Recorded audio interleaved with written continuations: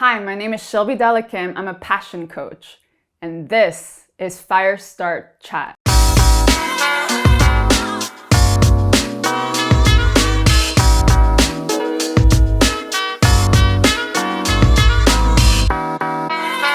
Firestart Chats are intimate conversations with people who have and are clarifying their passions for change. We'll hear their stories, their experiences, and tools on how they've been able to do that.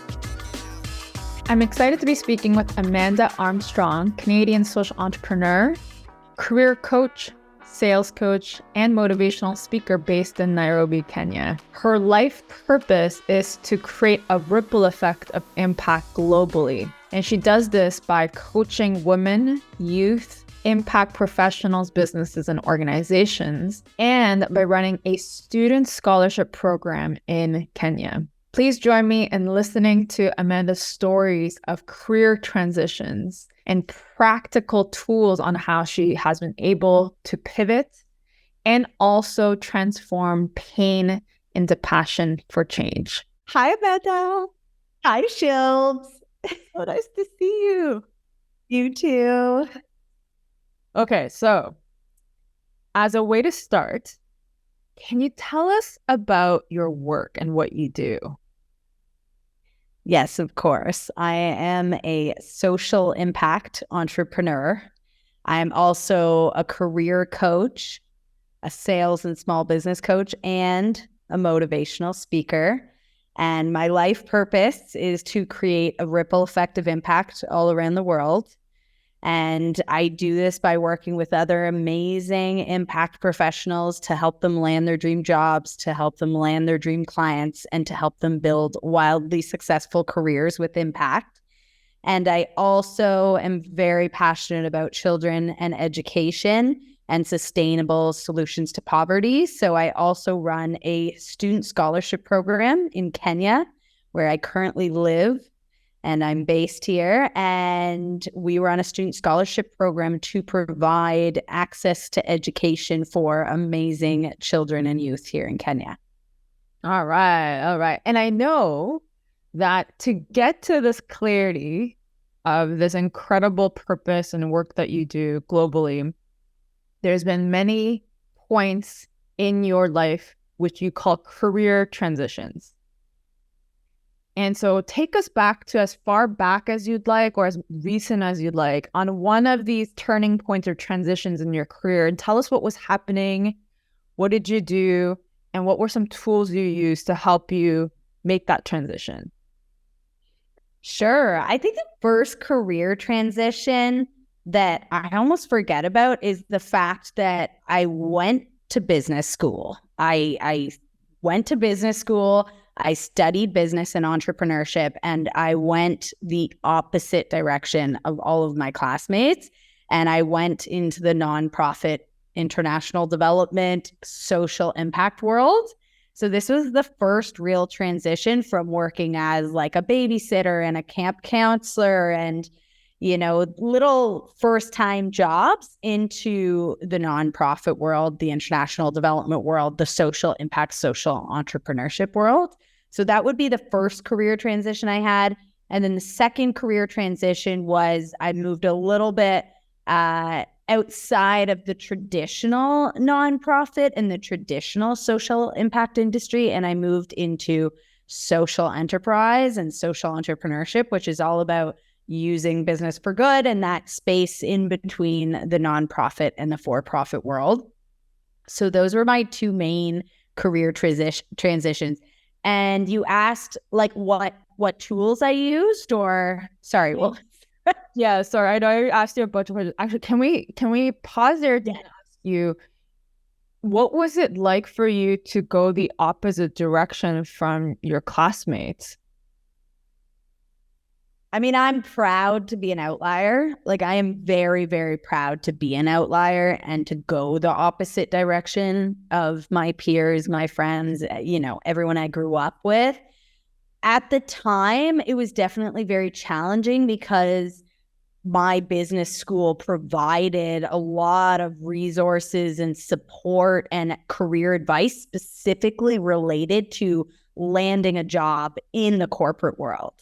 So for like the 1% of us as business students who wanted to do something with impact, we were sort of left on our own. Like it was like, okay, we'll go figure it out. And so I remember there were like 5 of us out of, the hundreds of students we went to business school with who were just navigating our own careers and our own job search, trying to find nonprofits and organizations that are making an impact in the world. And we were very young. We were students at the time. So we didn't really know how to navigate the job search, how to network, how to even build a career with impact. That was very foreign to us as business students. So I remember it was definitely in the beginning, like very challenging, and we didn't have the same resources and connections and opportunities that my classmates had. But at the same time, with great risk comes great reward. And I know that like for all of us now, we're like successful leaders in the impact sector. And we are those folks who, 12 years ago when we graduated from business school, going into the impact space was very foreign and not a lot of students did that at the time. Now sustainability is such a big topic and social entrepreneurship is becoming more well known, but 12 years ago, that wasn't the case. So I think it gave us a lot of really invaluable skills and experience that we wouldn't have had if we had followed the traditional route that all of our peers went towards. And then once you went down that path and you were a successful leader in the nonprofit space, can you tell us more about that experience? Like, what was that chapter like? What did you do? I think I was very fortunate and privileged to come from a business background and then enter into the nonprofit sector because, again, 12 years ago, the nonprofit sector, like you didn't have a lot of folks with business backgrounds going into that industry. So it was actually one of the ways that I stood out, like in my job applications and in my interviews, I would talk about my business background and my entrepreneurship background and all of the things that made me different from other more like traditional candidates or candidates who had all studied international development, but they maybe didn't have the business and entrepreneurship background that I have. So I really learned that like being an outlier, being different, being unique, having a different background from everyone else is actually a positive thing. And that goes like a long, long, long way. Okay. And then so when you were in the nonprofit space, what were some challenges potentially you faced as somebody who was trying to make a career in the international development nonprofit world? For like myself specifically, or maybe just challenges in the industry in general? For you specifically, as you were navigating career and purpose and trying to find ways to use your passion for change? Personally, for me, like I didn't have all of the theoretical background or the history or a lot of knowledge about international development and nonprofits that other folks had who studied it for 4 years. So a lot of what I learned was just learning by doing, learning by practice. And that was actually where like I really found a very strong passion and belief in experiential learning and just like trial and error and almost like getting your feet wet and just going out there and trying things and almost like the power of learning and education from outside of the classroom. So I remember like my very first time working in Kenya. I was 20 years old. I was very young, naive. I didn't know a lot about Kenya. I didn't know a lot about the African continent. I mean, this was 12 years ago. We weren't really on social media. We didn't have that type of exposure that we have today. So I think like even just learning about power and privilege and learning about like different international development practices, strategies, programs, methodologies, like all of that was new to me. I had the business entrepreneurship background, but I did not have the practical or theoretical knowledge and experience in international development work. So that was definitely very new to me. I think some of the skills and some of the things that were really, critical to my success was just being like curious, like open to learning, willing to learn, asking lots of questions, going above and beyond to learn and, find information. And I was always one of those people who's very hardworking, the type of person who goes above and beyond. So I was just doing everything that I could to be successful in this new opportunity, regardless of the challenges. And I also learned a lot about the power of people and relationships and how crucial that networking, empathy, relationship building skill is. Like, I remember when I first started working internationally, I really felt like I wasn't fully qualified for this type of work. And I didn't receive the necessary training that I needed. And maybe I needed to go back and do an MBA or a master's degree. But what I did have was I had passion and I had commitment and dedication and hard work. And I had people skills and I had empathy. And these were the things that enabled me to overcome the challenges and the shortcomings that I had. Yeah, and that's something I've experienced with you. Your last name's Armstrong.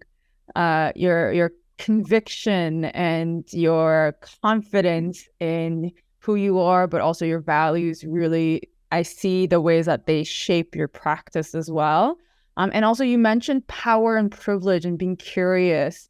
And I'm wondering, how do you check white saviorism that exists in the international development and social enterprise, social impact space? I think there's like so many different ways that we can really learn about this and unlearn and just become more educated, aware professionals and individuals, especially as white people working in the field of international development, working in communities with people of color.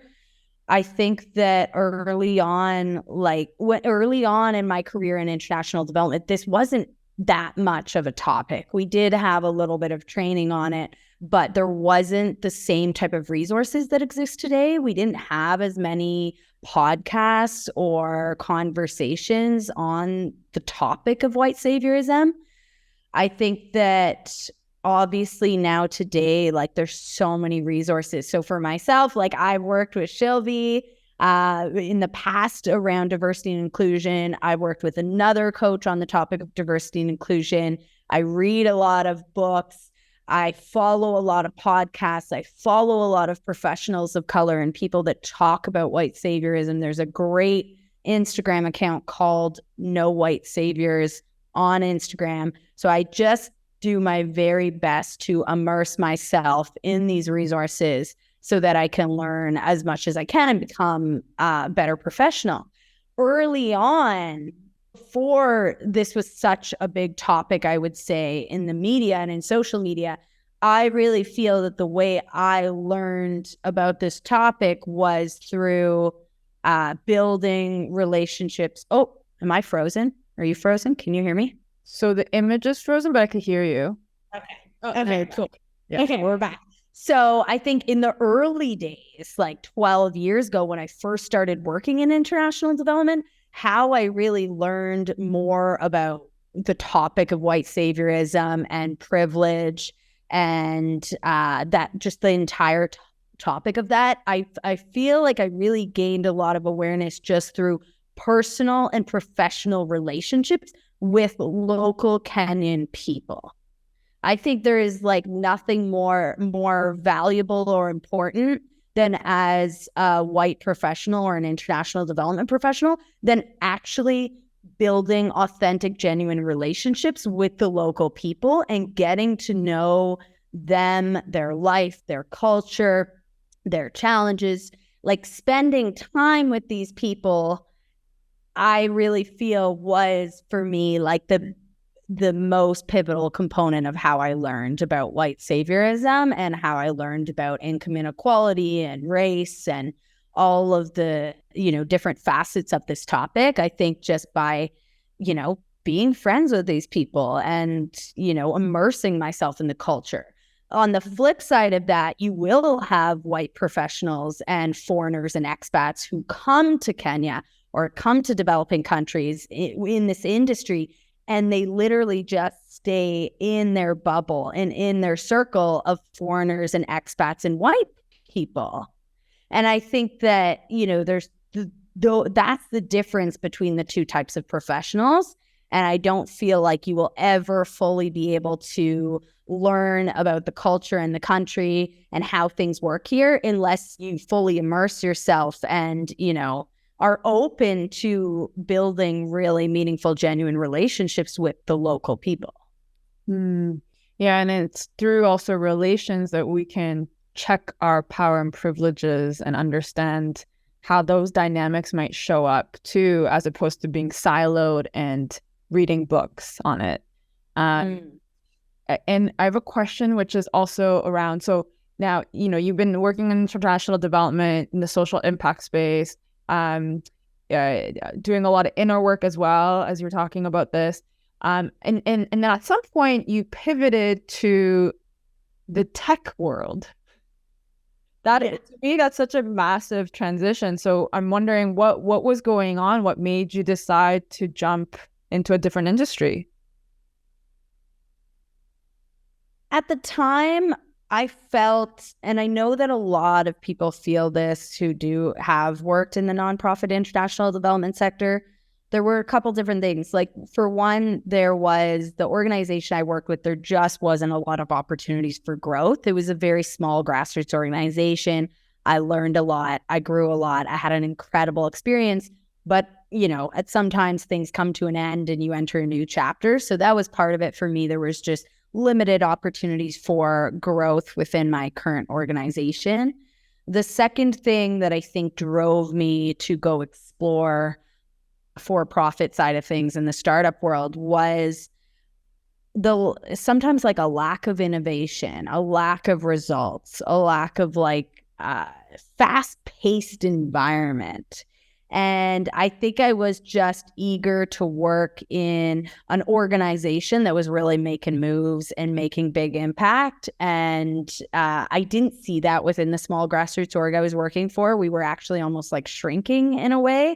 And I was looking to work for an organization that was making big moves on a global scale.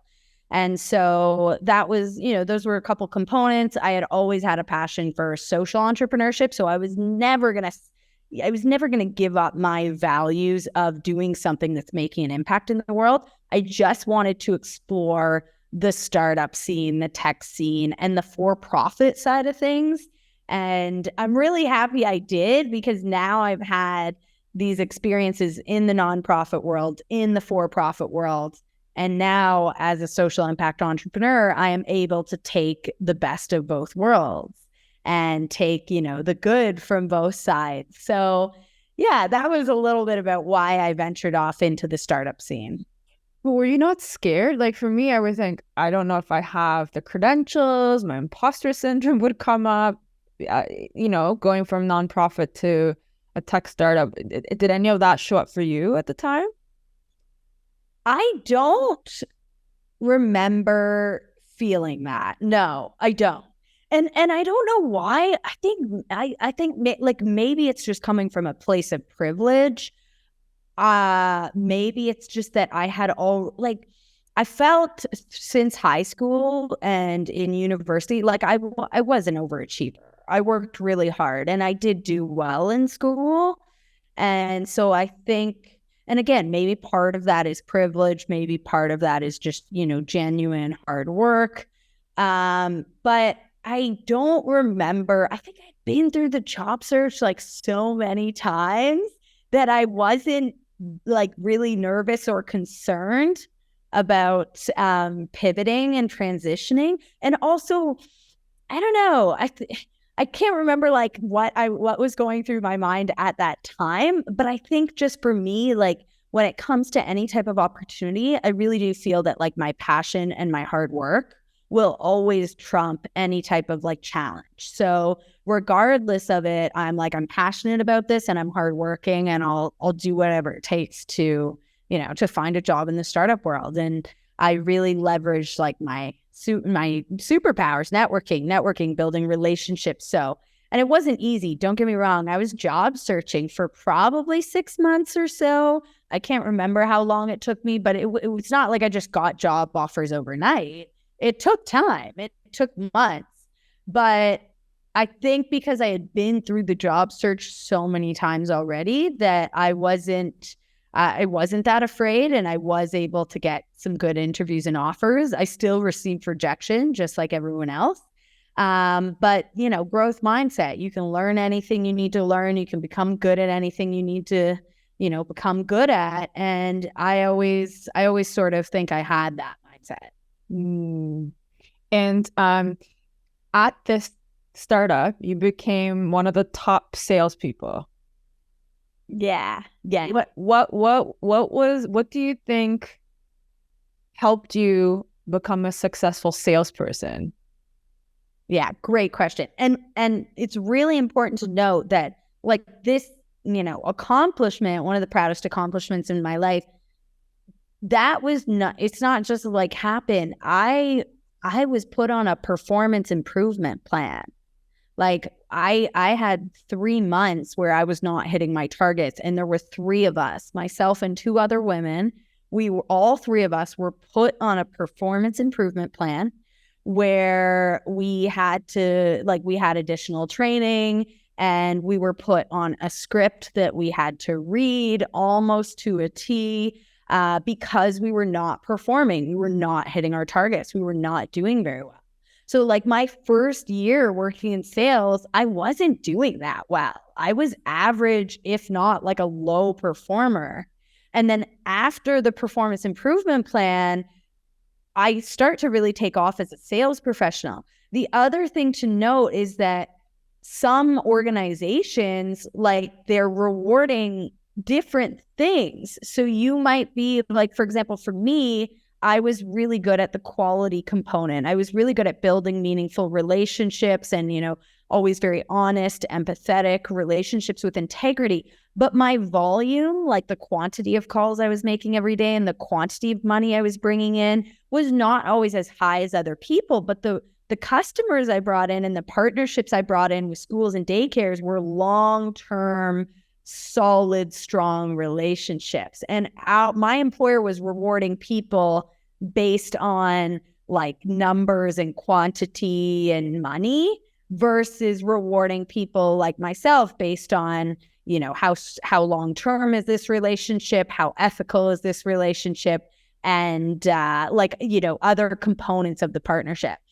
And then after the performance improvement plan, I eventually became a top sales rep. I think that in sales, which is just like in life, like in anything, there's not like one specific approach to success. It's not like you have to have A, B, and C to be successful. Everyone that you see as a top sales rep and everyone in the world that you see as successful, like we all have different strengths, skills, and superpowers. I think that one of the things is like persistence and like not giving up, like persistence and hard work and not giving up and just continuing to push forward despite all of the challenges that exist. Personally, for me, I think like my passion for education and children and women, I really do feel that was such a key part of my success. I also feel that a key part of my success was my empathy and honesty and integrity. Like those were things that build trust. And anyone who's ever worked in sales will know that trust is the key to success. So those were some of the things. And then the third final thing I would just say is like my willingness to learn and to be trained and to be coached and to like receive constructive feedback and to improve. So I read every single book they advised us to read. I showed up to every training. I listened. I took notes. I took feedback. I practiced. Like I would do anything it takes to just learn and to become a better professional. And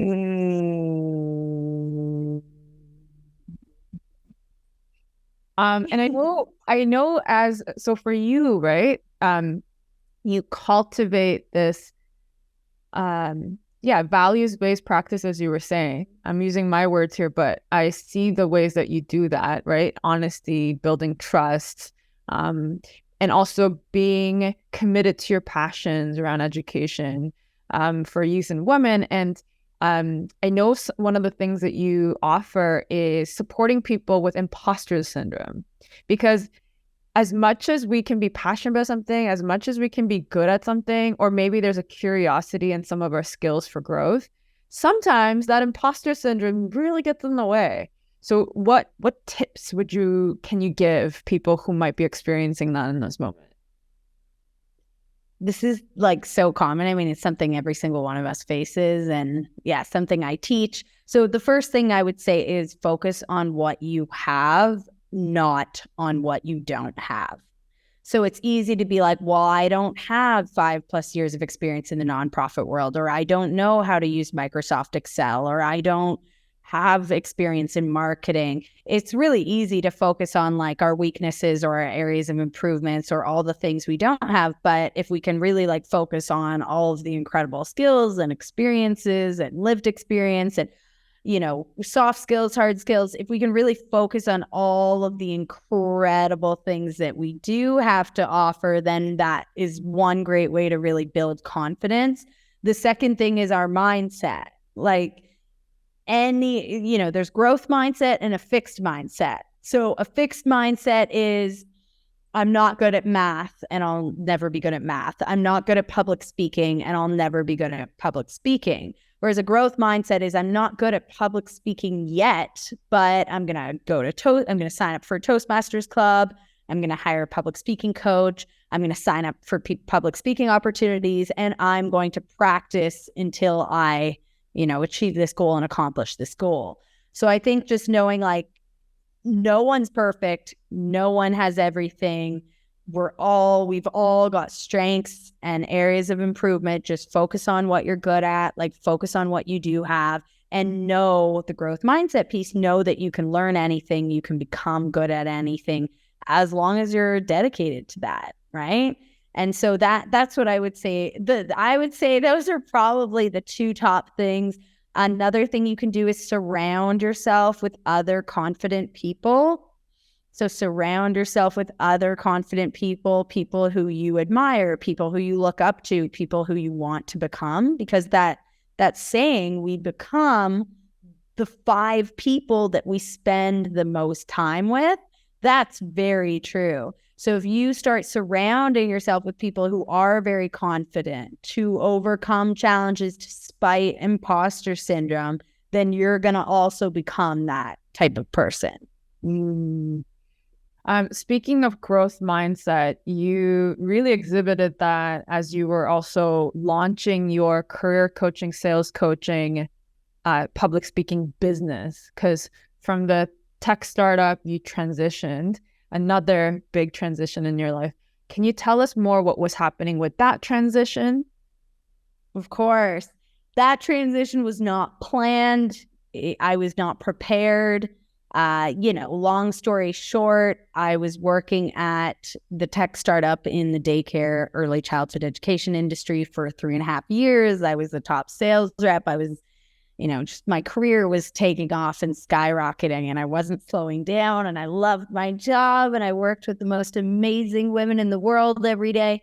And I was fired from my job very abruptly, directly related to alcohol, which is something that I personally have battled with since I was in high school. And it was also something that was heavily promoted and distributed and provided by my employer. And I was fired very abruptly. There were no HR professionals involved. There was no investigation, conversation, discussion. It was very abrupt. It was very harmful to my mental health. It was very painful, trauma and nightmares and loss of appetite and loss of people I thought were friends. It was a really difficult time in my life. I went from, as a single woman living alone, from making about $140,000 a year to making $0 overnight.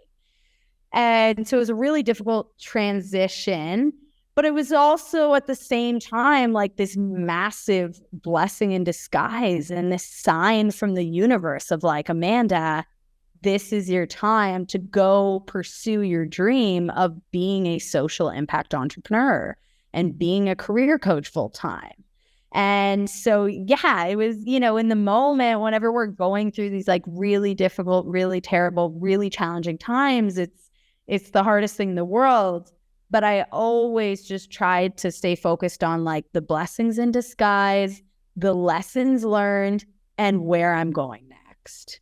And I surrounded myself with people like lawyers, HR professionals, mentors, friends, family. I surrounded myself with people who loved me and cared about me and stuck by my side throughout that time, because a lot of my colleagues, rumors spread about me around the office. I couldn't defend myself. I had no opportunity to share my side of the story. Things that were not true about me were said, and I lost a lot of colleagues and people that I thought were close friends. But at the end of the day, it was like this beautiful blessing in disguise, and I'm so grateful it happened because I'm living my purpose and I'm exactly where I'm meant to be. And, I got to see who are my true people and who's going to stay by my side. And I learned a lot along the way about employee rights and human rights and the legal process and the role of HR professionals in the workplace and how harmful alcohol can be to ourselves and to others. And I'm, choosing to use this story as a force for good and to take all of the lessons I learned and to teach others. Thank you for sharing the story. And I know you've talked about this before. This story to me is so inspiring because you transformed pain into passion and used that energy, that motivation, and that clarity to live your purpose, as you're saying. And how did you transform that pain? So I'm not talking about the external, having people around you, which you mentioned as one of the ways that you move through the situation. I'm talking about inner, that pain that we experience, that we wake up to. How did you transform that into passion for change?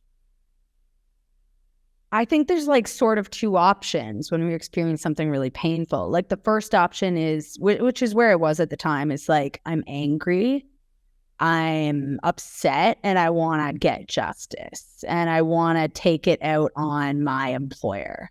I want to sue them. I want to tell my story online. I want to tell everyone all the bad things that happened to me and all the terrible things they did to me. And I did do some of that, but I waited. I received some really good advice from people, and the advice was very consistent of just give it time, focus on your healing, whether it's going to therapy or working with an energy healer or letting time pass, give it time, let things pass.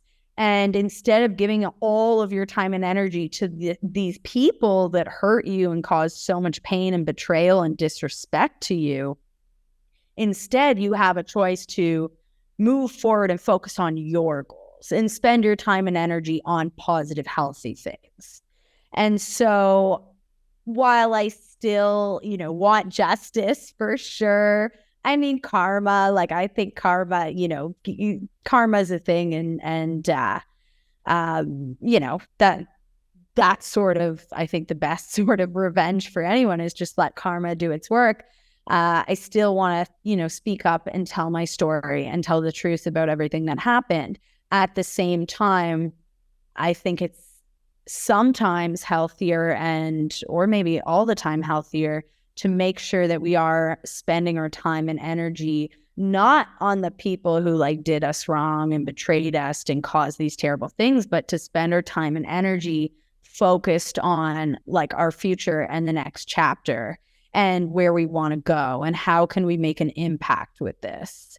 And so as a result, I have, unfollowed, blocked a lot of people, my past employer and past colleagues on LinkedIn, on social media, because I don't want to give my time and energy to people who hurt me or people who disrespected me or people who don't align with my values.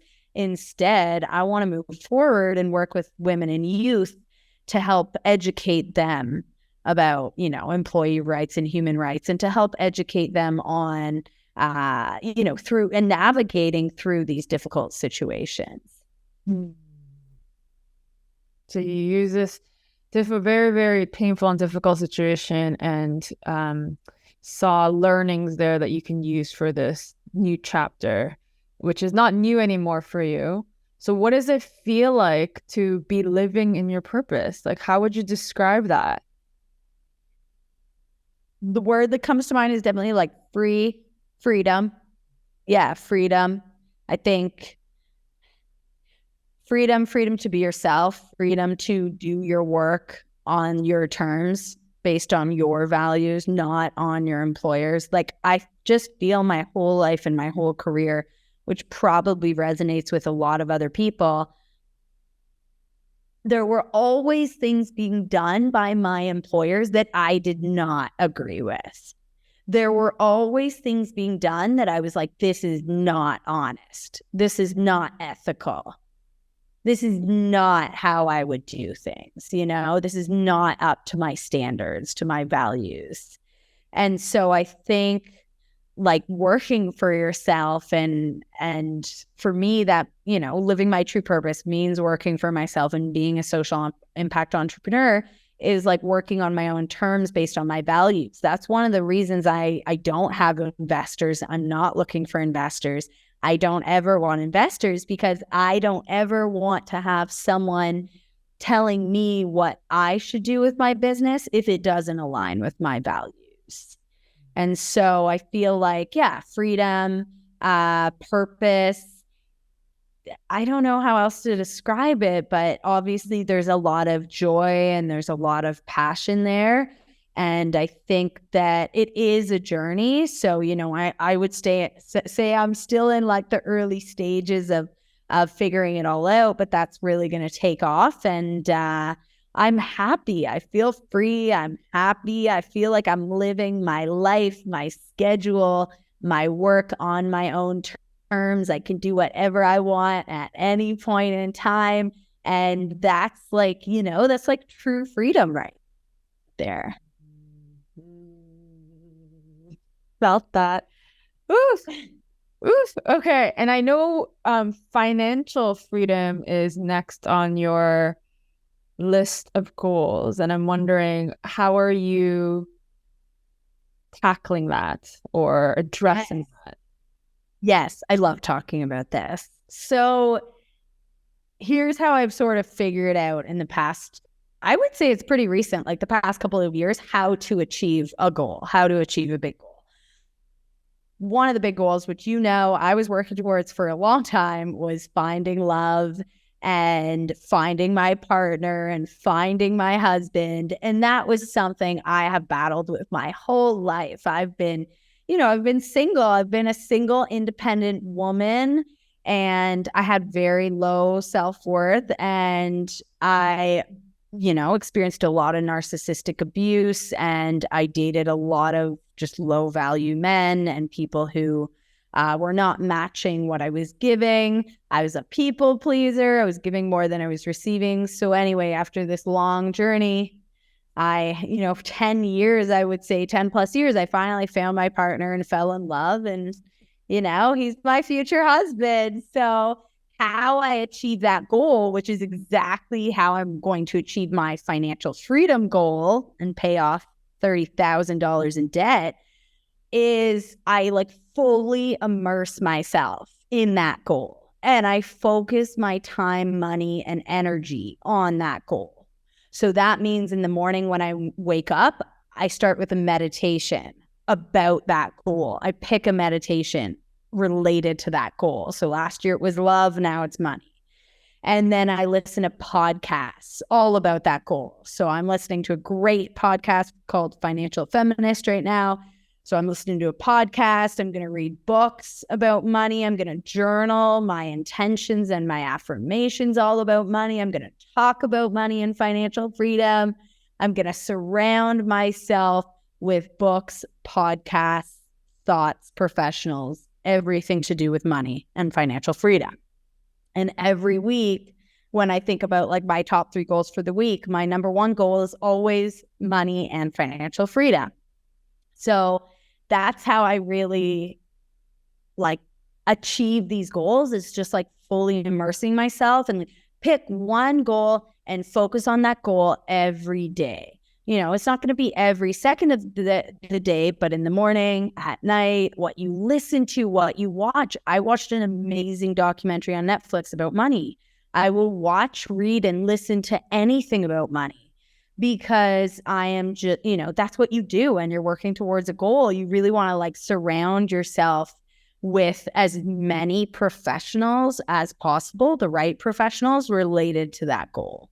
And then this also links back to your growth mindset, one of which is to learn, using curiosity, continue to learn and see possibilities of where you can grow. I love that. And I'm excited for our next conversation when you're going to be like, all right, Shell, achieved financial freedom. Please teach me.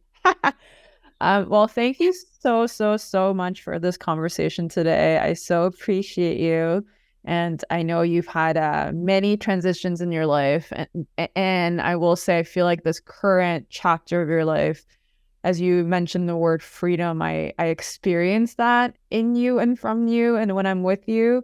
And I am sure some folks will feel that as they're listening to your wisdom today, and how free your spirit feels in this moment. So I want to congratulate you. You made it.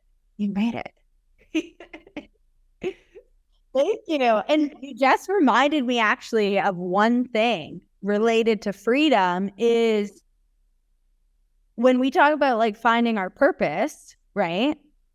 When I talked about freedom, it's also freedom like to move to a new country, freedom to work on my own hours. Like I don't start till like 11 a.m., 12 noon, because I'm just not a morning person. So when we talk about freedom, like being fired from my job enabled me to experience this extreme freedom of living and working anywhere in the world that I want, living and working on my own schedule and my own time whenever I want. And then like, you know, living and working on my own terms based on my own values. But that like freedom is also like, where are you able to move to a new country, to move to a new city? Can you work on your own hours and your own schedule? That's also a big part of the freedom.